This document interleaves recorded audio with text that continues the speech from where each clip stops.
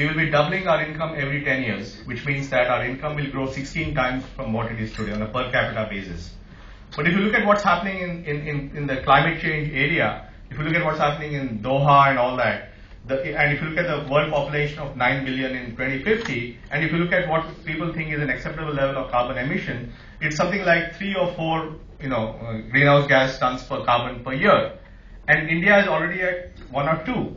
In other words, if you take this very simply, just do the math on this, per capita income will grow 16 times, but our per capita carbon can only grow twice.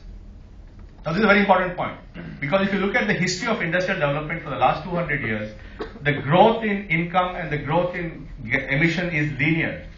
It's because it was originally a coal-fired revolution and then an oil-fired thing.